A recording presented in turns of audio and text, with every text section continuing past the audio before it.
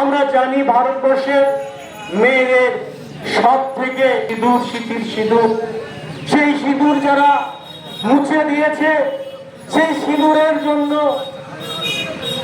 সেই সিঁদুরের প্রতিবাদ নেওয়ার জন্য আমাদের ভারতবর্ষের সেনাবাহিনী অন্যতম কর্নেল, মহিলা কর্নেল, কর্নেল সোফিয়া কুরেশি দীপ্তিকণ্ঠে ঘোষণা করেছিলেন যে যেসব মায়েদের স্মৃতির সিঁদুর মুছে গেছে তার প্রতি তাদেরকে আমরা একটু কৃতজ্ঞতা দেখাবো, সমবেদনা জানাবো।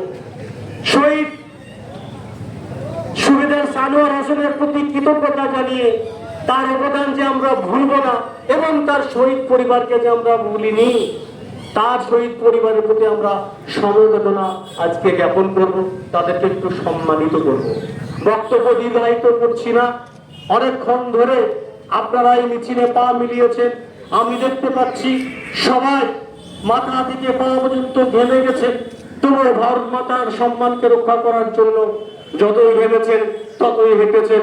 তার জন্য আমরা আপনাদের সকলকে বড়া ব্লক তৃণমূল কংগ্রেসের পক্ষ থেকে অভিনন্দন জানাচ্ছি, কৃতজ্ঞতা জানাচ্ছি, নমস্কার জানাচ্ছি, সম্মান জানাচ্ছি, পূর্ণিম জানাচ্ছি, সেলাম জানাচ্ছি।